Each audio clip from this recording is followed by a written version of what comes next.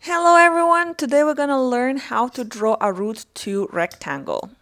Let's start with the horizontal line. This time I'm drawing it very at the bottom of my page because I'll need space.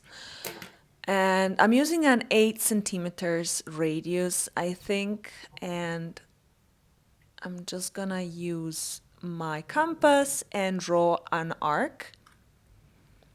Then using the same 8 centimeters radius, I'm pointing my compass on the other intersection and making another arc.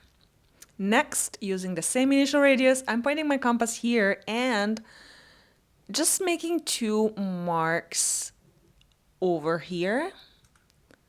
So now when I align my ruler to this point and extend the line, you see, I'm meeting the mark previously drawn.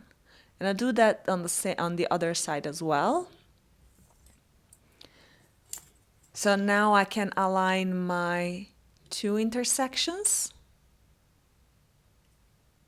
like this, but I'm gonna stop here, okay? I'm not gonna draw that full line.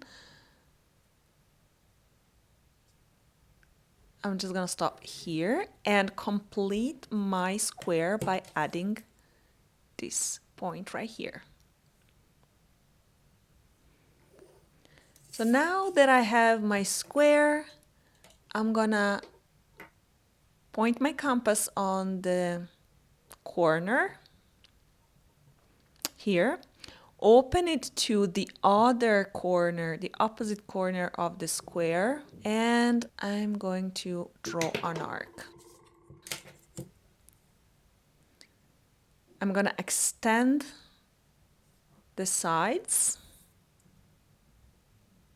Okay, this one and the other one. On this side, I don't know where to stop, so let me just show you. First of all, we need the diagonal.